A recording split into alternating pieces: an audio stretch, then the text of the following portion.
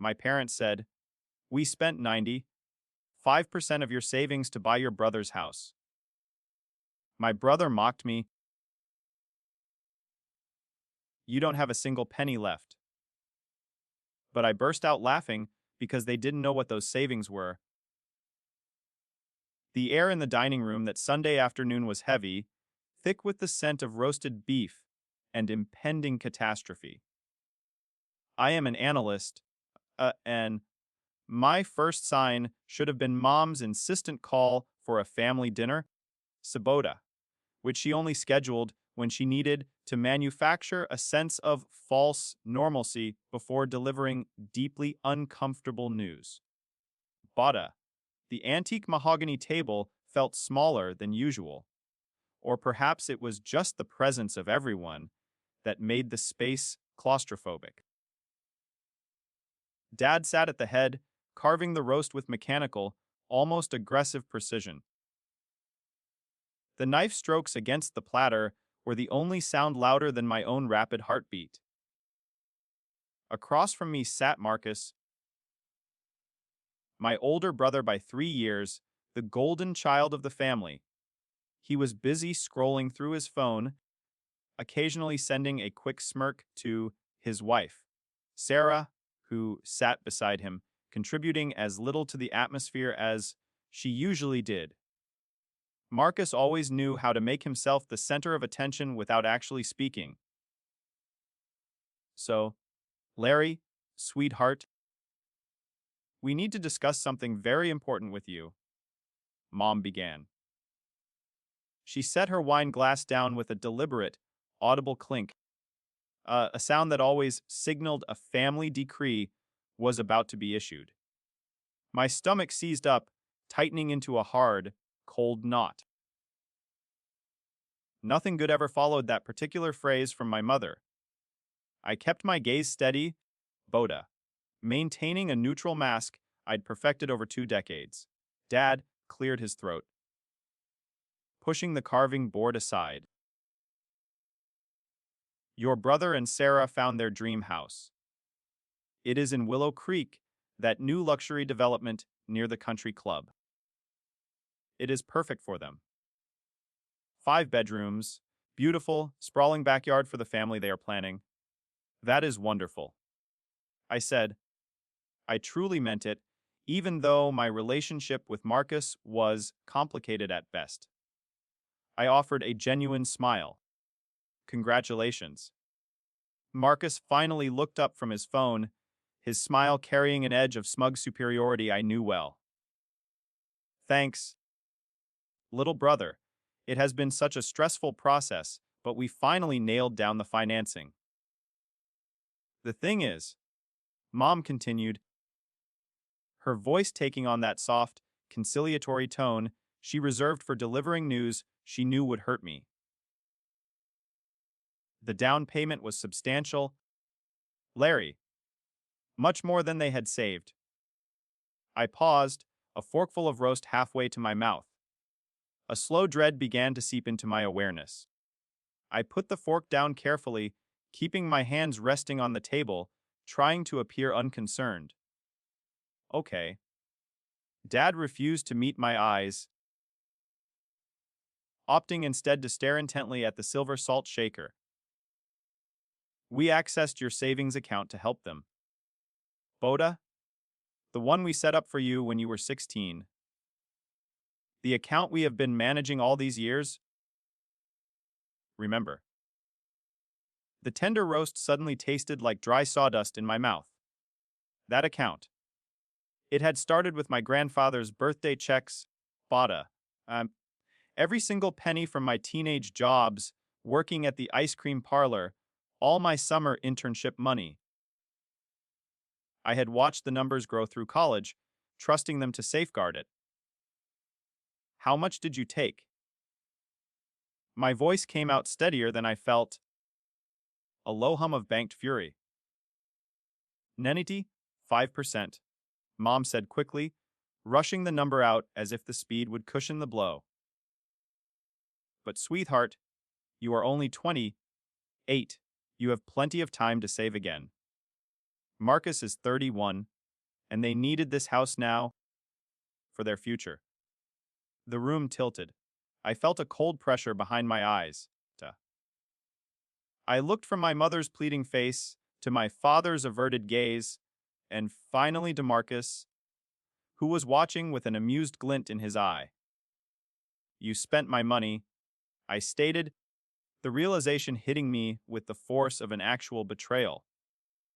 Without asking me?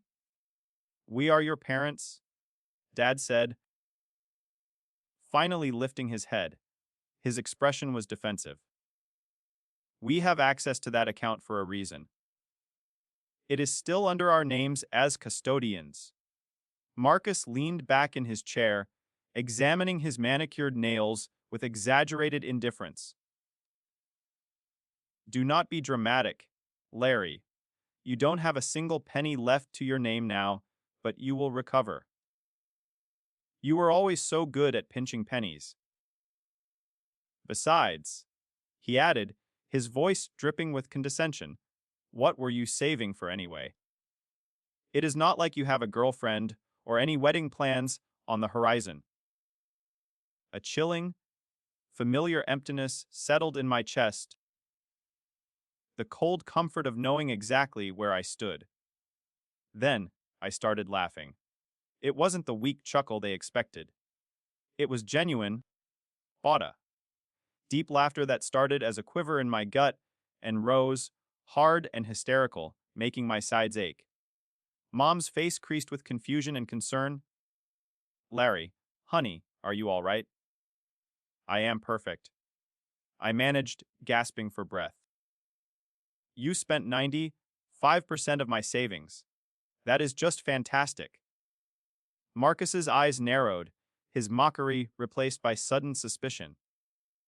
Why are you laughing like a crazy person? Because, I said, wiping tears from my eyes, that account you raided. I deliberately kept minimal money in there, maybe $15,000 total. I have been moving everything above that amount into other accounts for the past 6 years. The silence that fell after my revelation was exquisite. It was the silence of total shock, the sound of a carefully constructed lie collapsing. The color drained from my father's face, leaving him looking pale and suddenly frail. What do you mean, other accounts? He managed, his voice a dry rasp. I reached for my water glass and took a slow, deliberate sip. The internal trembling was still there, but it was now overlaid with a powerful, solid sense of control. This was the moment of truth, the moment I had quietly prepared for across 6 years of being ignored. I mean, I am not stupid, I said, setting the glass down with a soft, final clink. I looked directly at Marcus, then at my parents. You have always favored Marcus. When he needed a new car for college, you bought him a brand new Honda. I got nothing and had to save for my own used Toyota. When he wanted to study abroad for a semester, you paid for every penny of it. When I wanted to take that summer research program in New York, Boda, you said it was too expensive and I should focus on local opportunities. My mother's hand trembled as she reached for her wine bottle, her eyes wide and wet. That is not fair, Larry.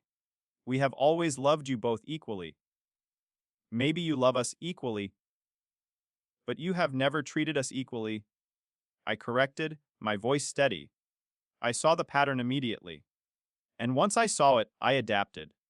So, 6 years ago, when I got my first real, full-time job after graduating, I opened accounts you know absolutely nothing about. I detailed them, savoring the look of dawning horror on their faces. A high-yield savings account at a completely different bank. Investment accounts. A Roth IRA. I have been contributing to them religiously, maximizing every cent I could, bada, while letting that old account sit there with just enough to look legitimate. Bought it, enough to hold the occasional birthday check and my initial college savings. Marcus's face, usually so composed, flushed a deep, ugly red. You are lying. Am I challenged. Check my bedroom. You won't find any paper statements because everything is paperless, sent to an email account you don't even know exists. I learned early to keep my important things hidden from this family. Because in your eyes, my savings were never really mine. They were community property for Marcus's next inevitable crisis. Sarah, who had been silent the whole time, finally spoke, her voice thin. How much are we talking about, Larry? None of your damn business. I answered pleasantly, maintaining my calm exterior. But substantially more than the $15,000 you just stole from me. I paused, letting the word stole hang in the air. That money you took, the 95%, consider it the cost of learning exactly where I stand with all of you. My father stood up abruptly, knocking his chair slightly backward. No, wait just a minute. We did not steal anything. That account has our names on it. Then I will contact my attorney tomorrow, I countered, standing and folding my napkin neatly beside my plate. Kenneth Morrison. He has been advising me for 2 years now, ever since I started seriously building my financial portfolio. He will be very interested to hear about a case of parents raiding their son's custodial savings. My mother's voice cracked. You have a lawyer. Why would you need a lawyer, Larry? For situations exactly like this one, I explained, Pada, for protecting myself from a family who clearly sees me as nothing more than an ATM machine for their golden child. I picked up my phone and keys. Thank you for dinner. And congratulations again on the house, Marcus. I truly hope it is everything you dreamed of. Where are you going? My father demanded, his voice bordering on panic. Home, I replied simply. To my apartment that I pay for entirely by myself. Unlike some people, I don't need my parents to bankroll my life. Marcus shot to his feet, his handsome face contorted with outrage. You ungrateful brat. After everything Mom and Dad have done for you! Like what, specifically? I turned to face him fully, challenging him with the question. What have they done for me that they haven't done twice over for you? I am genuinely asking. Because from where I am standing, I have been funding my own life since I was 18 while watching them pour money into yours. The question hung unanswered, heavy and accusatory. That is what I thought, I said, walking toward the door.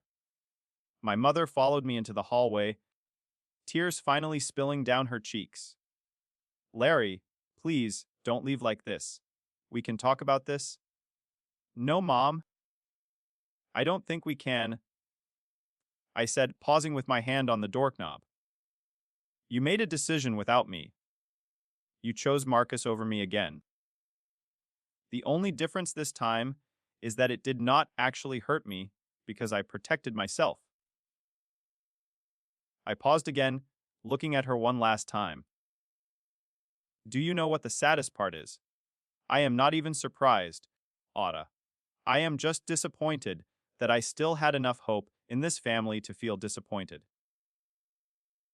We will put the money back, my father insisted, stepping up beside her. We will make this right. Don't bother, I told him, opening the door. Keep it, Boda. Consider it my final contribution to Marcus's perfect life. Boda. But understand that this is the last time You will have the opportunity to choose him over me because I am removing you from that choice entirely. I walked out into the cool evening air, closing the door on the suffocating silence behind me. I drove home through blurred vision, hands shaking on the steering wheel, but knowing with a deep certainty that I was finally free. Boda. The conflict had shifted from a battle for my parents' affection to a battle for my own financial and emotional preservation, and I had already won the decisive engagement. The silence on the phone lines and in my apartment was the sweetest sound after years of being silenced by expectation and neglect. I had driven home with my hands shaking, the adrenaline of the confrontation slowly giving way to a bone-deep weariness. My phone started vibrating before I had even managed to unlock my apartment door.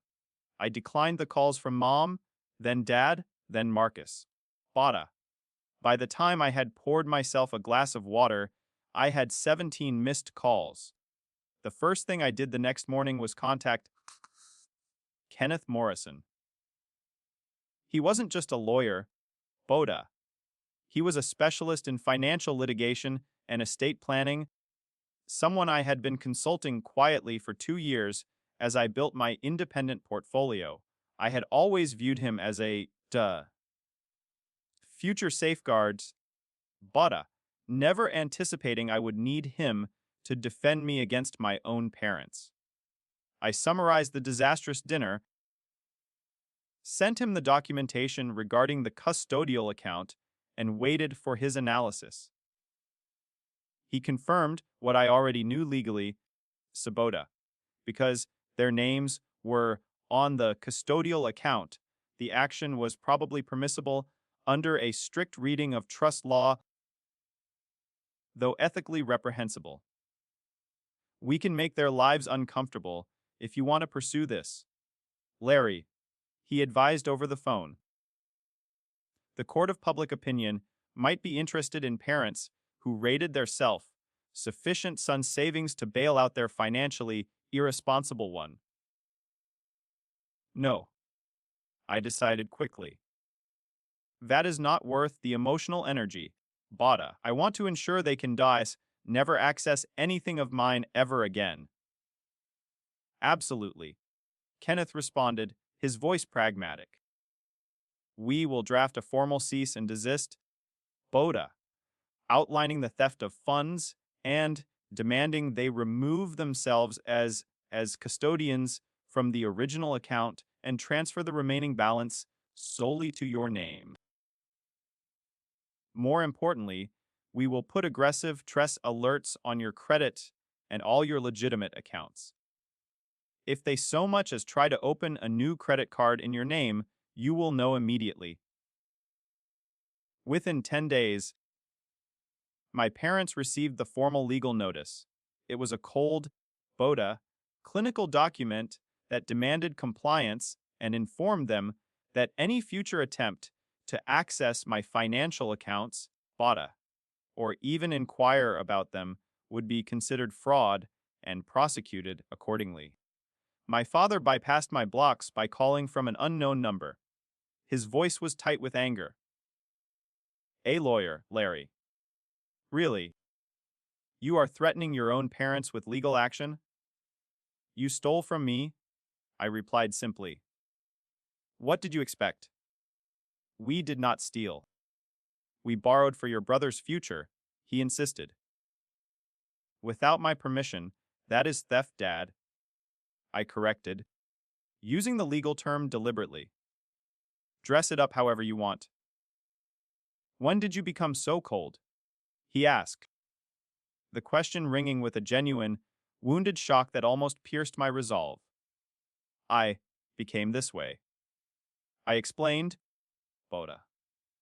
After years of watching you choose Marcus over me and pretending not to notice. I became this way when I realized that as protecting myself was the only option, because my own family would not. He hung up, the silence this time feeling less like victory and more like Sarah's final amputation. Work became my absolute refuge.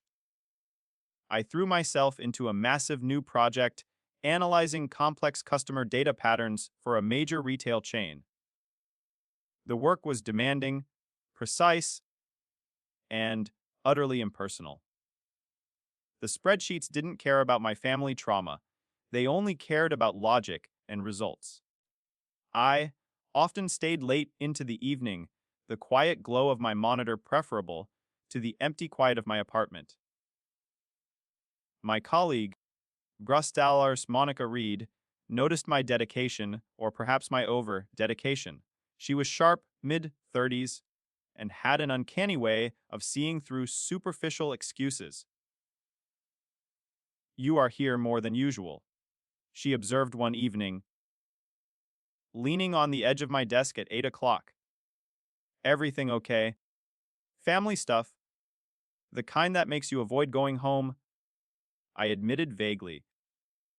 "The kind that makes me grateful I have my own home to go to." Monica sat down. She was quiet for a moment, then she confessed, "My sister stole my identity when I was 25. Opened credit cards, racked up debt, completely destroyed my credit score. I did not speak to her for 7 years. The unexpected revelation broke through my reserve. Did you ever reconcile?" "Eventually," she said, nodding. "But it took her hitting rock bottom and going through serious therapy before I could trust her again." Some family betrayals are not just about the money or the thing they took. They are about our seekers, what the taking reveals about how they see you. Her words were an anchor, validating that my feeling of being seen as disposable was real, not just manufactured by resentment. I focused my energy, channeling the pain into flawless execution. The data project wrapped up in early October, 3 months after the initial fallout. Our team had identified purchasing patterns that promised to save the client millions annually. My manager, Patricia, called me into her office the day after the presentation. "Exceptional work on this, Larry. The client specifically mentioned your statistical modeling in their feedback. It was flawless." She leaned forward. "I am recommending you for senior analyst, BOTA. The position comes with a significant raise and much more autonomy on project selection." The promotion felt less like a career milestone and more like validation. While my family saw me as a resource to be used and discarded, my professional life recognized my actual, measurable worth. I accepted immediately. The additional 12% raise went straight into the accounts my parents didn't know existed, strengthening the walls of my fortress of independence. The promotion felt like proof that the world outside my family saw my actual worth. I was a senior analyst now, recognized and compensated for my discipline and intellect. My team toasted me quietly at the office, BOTA, and I celebrated alone later that week with an expensive glass of scotch, BOTA, pouring the 12% raise directly into the digital fortress I had built. It was during a quiet Tuesday afternoon, nearly 3 weeks after the promotion, that the bubble of my professional peace burst. Security called my desk phone. "Mr. Larry, your brother, Marcus West, is here to see you. He doesn't have an appointment." My blood ran cold for a split second, then warmed with sharp, analytical curiosity. I had not seen Marcus since the dinner table confrontation, BOTA, and his refusal to engage with the lawyer's letters suggested he was waiting for the whole incident to simply fade away. His appearance here meant something, was drastically wrong in his life, and likely he needed something from me. I considered refusing Sabota, telling security to send him away, but a deeper, darker part of me wanted to see the consequence of his actions written on his face. Boda. I instructed security to send him to an unused conference room on the 10th floor. He looked different. The usual polished ease was gone, replaced by a strained, tired quality. His expensive linen shirt was slightly rumpled, and his eyes, usually sparkling with arrogance, held an unfamiliar nervousness. I walked in and stood by the door, signaling that this encounter was strictly limited. I am working, Marcus. What do you want? Larry, please, he said, catching himself. Larry. Sorry. Habit. I want to apologize. I was awful at that dinner. The things I said about you not having anyone, about being broke, that was cruel. It was honest. I corrected him, folding my arms across my chest. You have always thought less of me. He flinched, an honest physical reaction. That is not true. Isn't it? I challenged. You have spent our entire lives accepting everything Mom and Dad gave you while looking down on me for having less. You have made comments about my used car, my small apartment, my clothes. You introduce me to your friends as your little brother who is still figuring things out, even though I have a successful career in data analysis. You meant all of it. I took a step closer. Just like you meant it when you took my savings without a second thought. That was Mom and Dad's decision, not mine. He insisted, his voice rising in desperation. But you benefited from it, and you mocked me for it. I countered, keeping my voice low and lethal. You stood in their dining room and laughed at me for being broke. Now, you know I am not broke, and suddenly, you want to apologize. That is not remorse, Marcus. That is embarrassment. His jaw tightened, and the last vestiges of his strained politeness shattered. Fine. You want the truth. Yes, I am embarrassed. Sarah's father, Mr. Patterson, asked where we got the down payment. And when Sarah told him, Patterson lost his mind. He called it entitled and inappropriate. He is barely speaking to us now. I allowed a flicker of cold satisfaction. So, you are here because your father-in-law thinks you are spoiled, not because you actually feel bad for what you did to me. I do feel bad. Marcus claimed, the conviction thin. No. You feel bad about the consequences. I shot back. There is a difference. I pushed off the wall and moved toward the door. We are done here. Go home to your dream house and enjoy it. But we are done pretending to be brothers who care about each other. He rushed forward, blocking the doorway. Larry, you can't mean that. We are a family. Family doesn't steal from each other. I replied, my voice hard and final. Family doesn't mock each other's pain. Whatever we are, it is not family in any meaningful sense. I opened the conference room door, standing aside for him to leave. Goodbye, Marcus. He walked out, defeated, his face crumpling. I watched him go, feeling nothing but a profound clarity. I went back to my desk, trying to focus on my spreadsheets, but my hands shook for nearly an hour afterward. The conflict with Marcus was over, but the emotional debris was still swirling. I had won the argument, but the cost was the final Boda. Devastating loss of the fantasy of having a real brother. The confrontation with Marcus left me shaking, but the clarity remained. I was done. The relationship, or the illusion of it, was officially severed.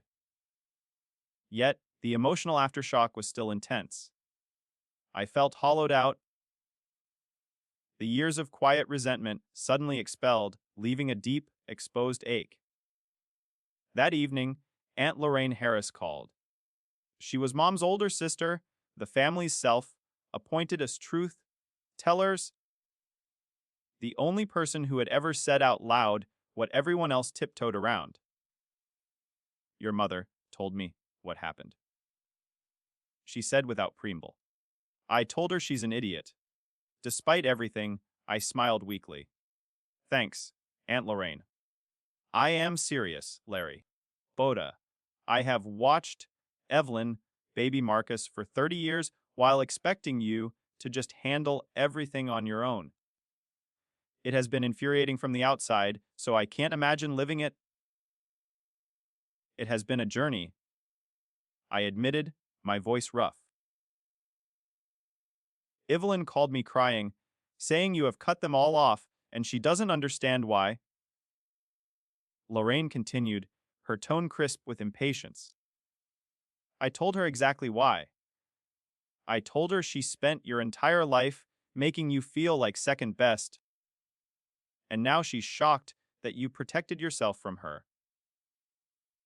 She didn't want to hear it. She never does. For what it is worth, I am proud of you. Setting up those other accounts, protecting your assets, standing up for yourself, that takes immense strength. Boda. You have always had to be the strong one because nobody else would be strong for you. Her words, Boda. Acknowledging the truth I had lived with silently for so long, broke something loose in my chest. I suddenly found myself crying. Not the silent, internal tears I had shed since the dinner, but genuine, deep sobs that racked my body. I am so tired of being strong. I whispered into the phone. I know, sweetheart. I know. We talked for another hour. She told me about her own experiences with Mom, the favoritism she had witnessed growing up, the patterns that had repeated through generations. It helped knowing I wasn't crazy or oversensitive. I was the product of a clear, Boda, toxic family system. I realized that my self-sufficiency wasn't just a trait, it was a survival mechanism they had forced upon me.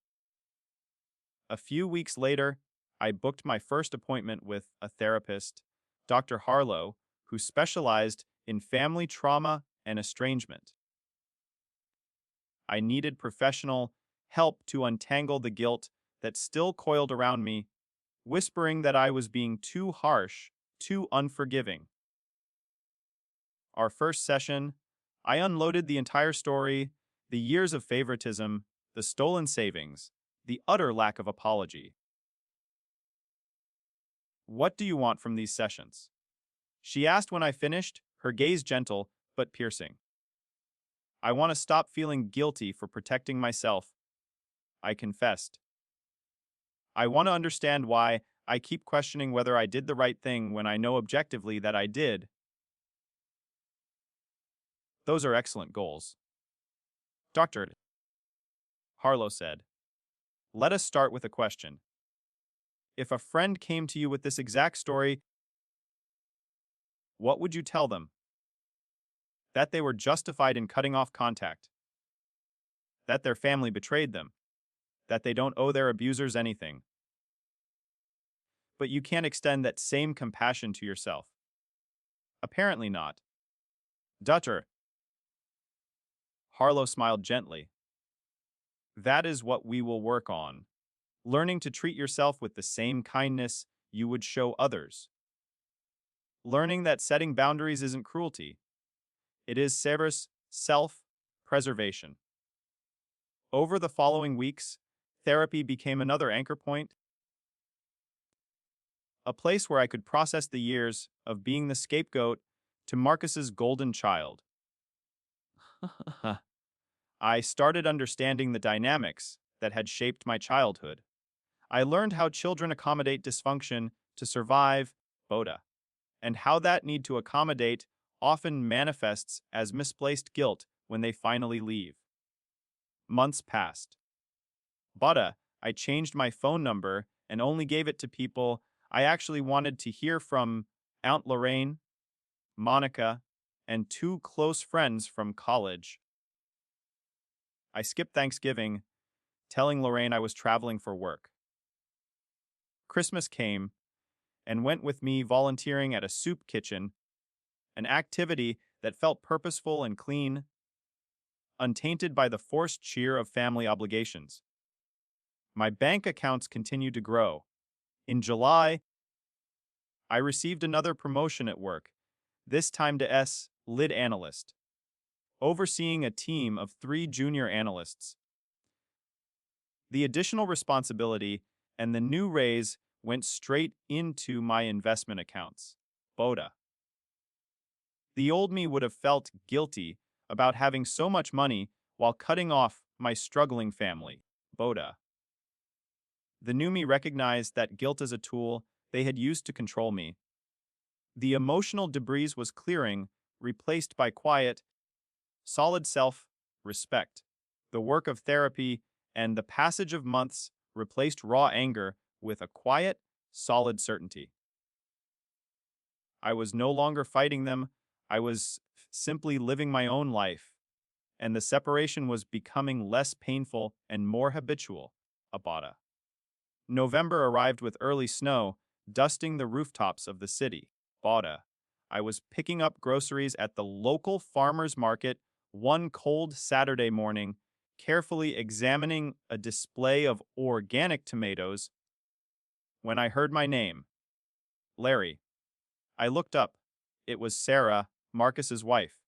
She looked worse than Marcus had at my office, wearing rumpled clothes and sporting dark circles under her eyes.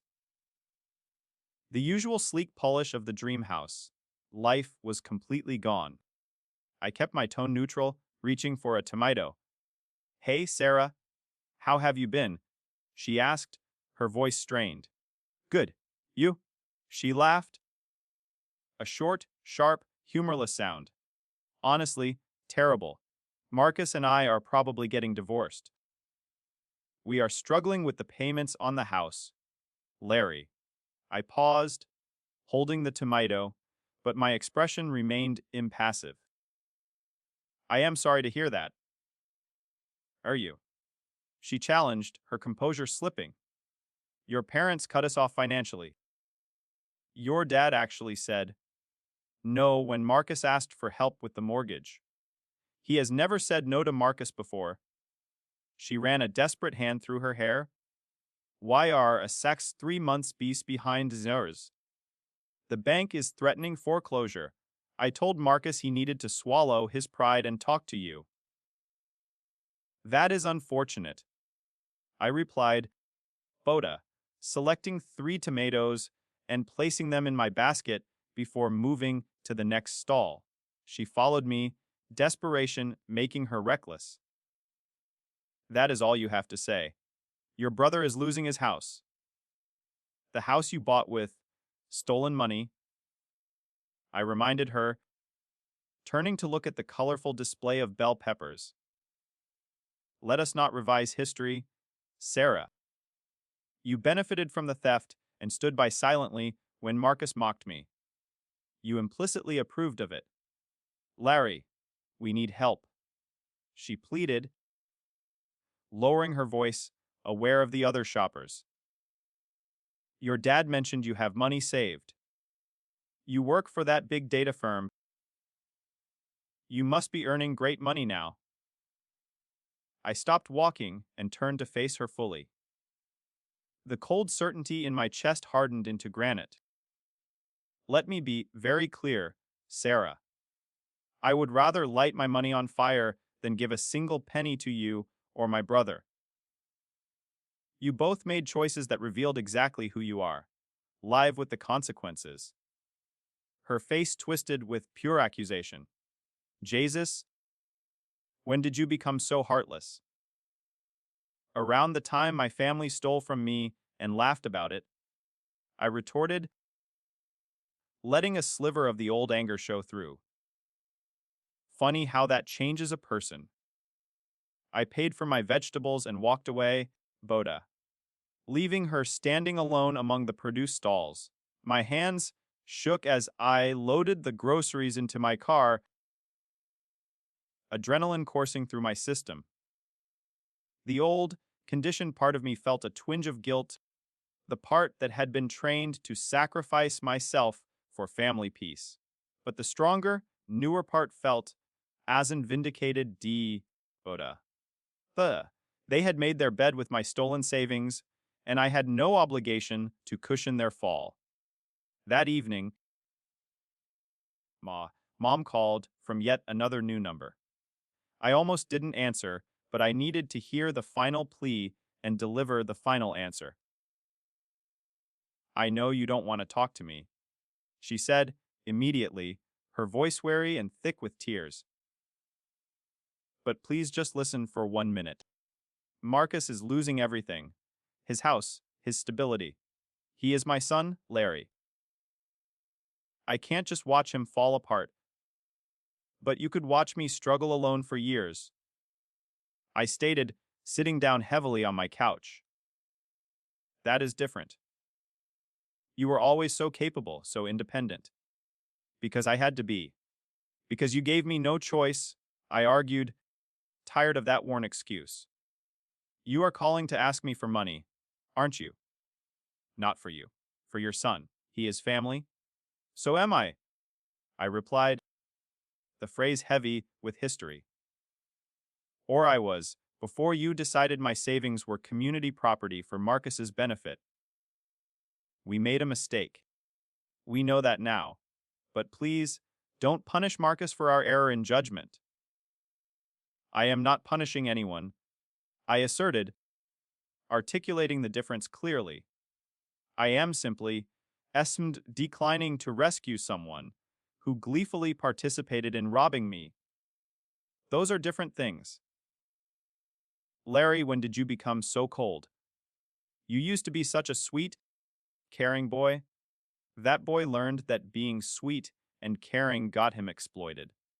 I told her, my voice rising slightly with the finality of the realization. He learned that his own family would betray his trust without hesitation. He learned that protecting himself was the only option. I took a deep, steadying breath. I am not cold. I am just no longer willing to set myself on fire to keep other people warm. Mom began crying openly. I felt a distant sadness, but the tears no longer broke me. I have to go, Mom. I hope you figure things out. I really do. But I can't be part of that process. I hung up and immediately blocked the number. The call was cut off, but the feeling of lightness, of freedom from their burden, remained.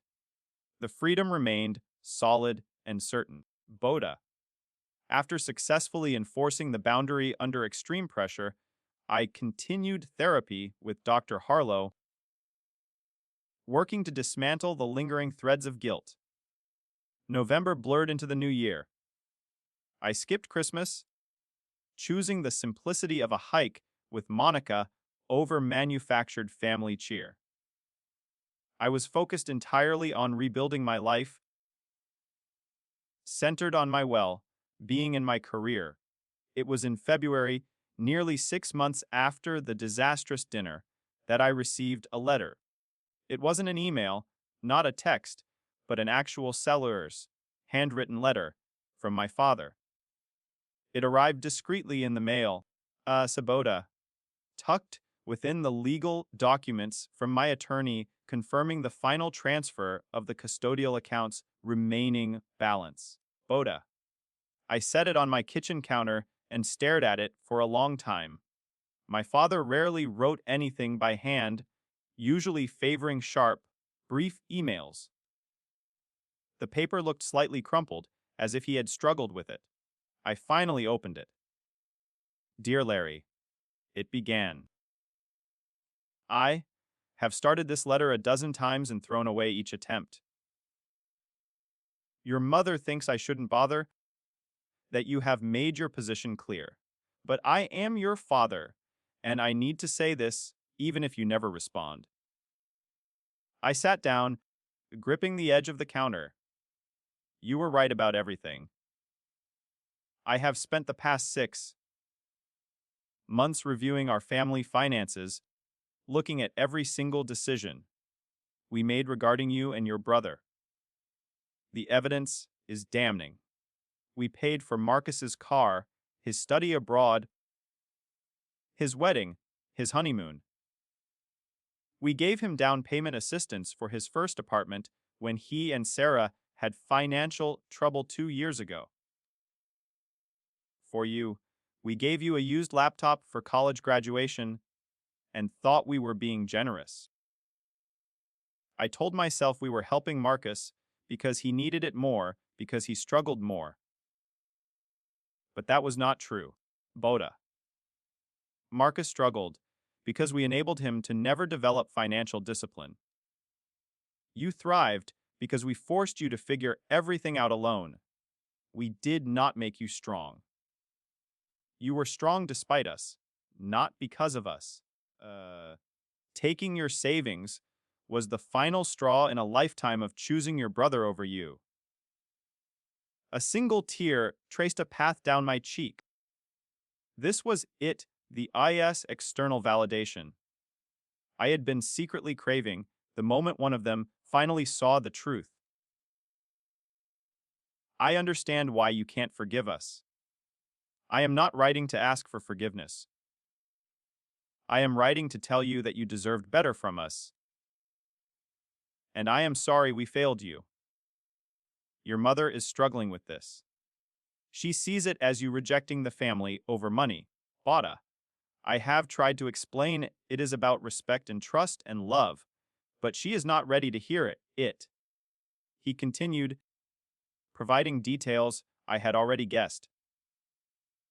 Marcus and Sarah are struggling badly with their mortgage. The house payment is much more than they anticipated, and they are behind on several bills. Part of me wants to rush in and help them. Tried to Sabota, as I always have. The other part knows that helping them would prove I learned nothing from losing you. I am choosing not to help them this time. It feels terrible, but it also feels necessary. I don't expect you to respond to this letter. I don't expect anything from you anymore. I just wanted you to know that I see what we did. I understand why you left, and I am sorry. Love, Dad. I read the letter 3 times, the paper growing damp in my hands. It didn't fix anything. Words on paper couldn't undo years of feeling second best and the ultimate betrayal of taking my money. But something in me loosened slightly. A knot I had been carrying that eased just enough to breathe fully. I didn't respond to the letter. Instead, I carefully folded it and put it in a drawer. I focused on building the life I wanted. Spring arrived with unexpected warmth. Through a friend of Monica's, I started dating someone named Vas Lucas, a software engineer who knew nothing about my family drama and didn't press when I kept details vague. We took things slow, Boda, enjoying easy conversations, Sunday morning hikes, and the comfortable silence of mutual respect. Boda. He was the antithesis of the toxic chaos I had left behind. Lucas provided a sense of grounding, Boda, a feeling that I could actually rely on someone without fear of exploitation.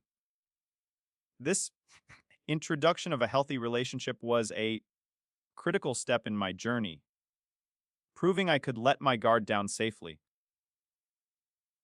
This introduction of a healthy relationship was a critical step in my journey, proving I could let my guard down safely. He was the safe harbor I had unconsciously prepared for. One Saturday in April, I was at the farmer's market again.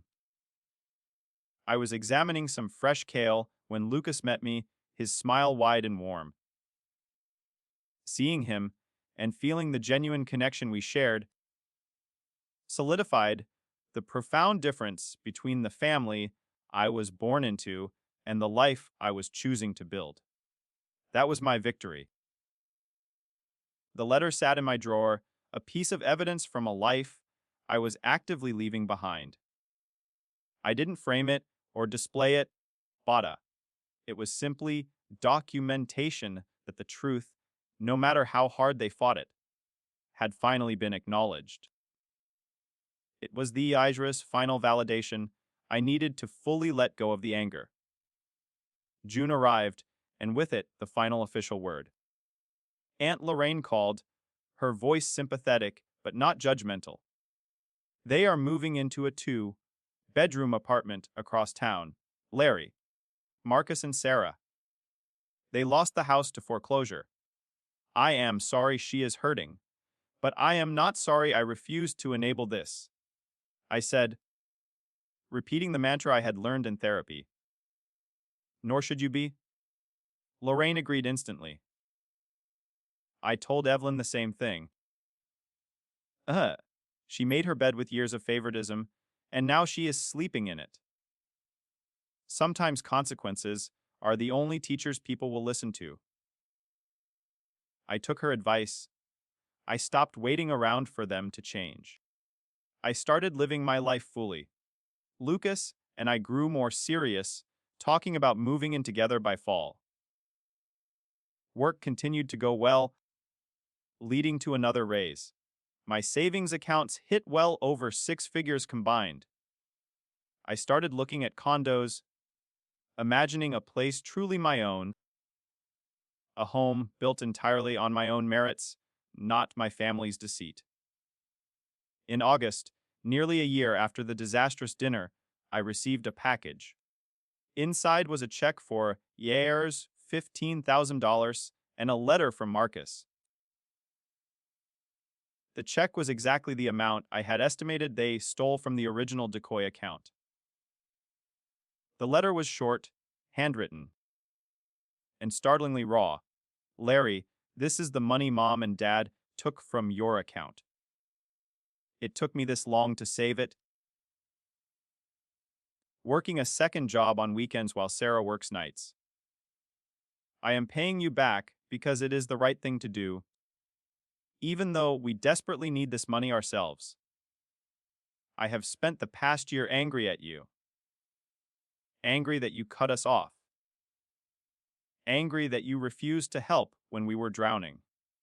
But my therapist, yes, I am in therapy now, helped me understand something.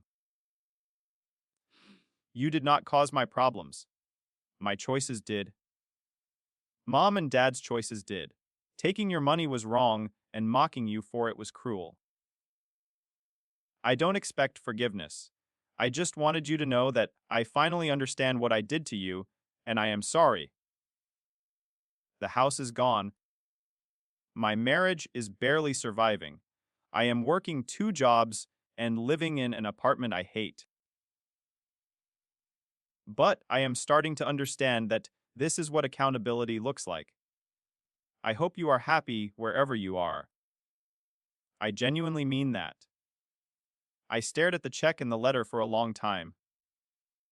It felt different from Dad's letter, less eloquent, but more visceral, forged in the heat of consequence. I deposited the check and wrote my own letter back. Marcus, I wrote. Thank you for returning the money. I know that wasn't easy. I am not ready to rebuild a relationship with you or Mom and Dad. Maybe someday, but not now. The hurt runs too deep, and trust takes time to rebuild. But I want you to know I don't hate you. I am not happy you are struggling. I just can't sacrifice my own well-being to prevent your struggle anymore. I hope therapy helps. Take care of yourself, Larry. I mailed it and felt something shift. Not forgiveness, but the beginning of letting go of the anger that had fueled me for the past year. Fall arrived with cooling temperatures. Lucas and I found a condo we loved, signing the lease in October. I told Aunt Lorraine the address, but no one else in my family. On Thanksgiving, Lucas and I hosted our own dinner with friends. Monica, Lucas's brother, and several colleagues. Boda. The apartment filled with laughter and good food, with people who chose to be there rather than people obligated by blood. Midway through dinner, I received a text from an unknown number. Happy Thanksgiving, Larry. I miss you. Dad? I showed it to Lucas. Boda. The anger had faded, replaced by something complex as sadness for what we'd never had and acceptance that some relationships couldn't be fixed. I typed back, Happy Thanksgiving. I hope you are well. It was not reconciliation. It was just as acknowledgement. In January, over a year since everything fell apart, I ran into my mother at a coffee shop. She looked older, more tired, but also strangely calmer. Larry, she said softly, you look wonderful. We sat at a corner table. I am not going to ask you to come back to the family, she began. I am not going to ask for money or for you to help Marcus. Your father and I have been in therapy for months. We have been examining our patterns. We took you for granted because you never asked for help. Yeah, you did? I confirmed gently. I can't undo any of it. I can only tell you I am sorry and that I am trying to be better for what I am not coming back to. She wrapped her hands around her coffee cup. So that if you ever want to give us another chance, we will have done the work to deserve it. I appreciated the restraint. It felt like respect, something she had rarely shown before.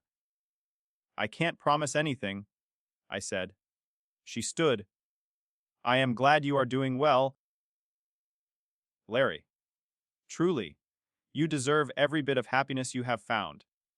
She left without asking for my number or where I lived. I spent the next several months nurturing my chosen family. I started planning a vacation with Lucas. My parents continued therapy. Marcus continued working 2 jobs and rebuilding his life. The story didn't have a neat ending, because life rarely does. But in trying to take everything from me, my family had accidentally shown me I had already saved myself. I was free, and my true wealth was the self I had preserved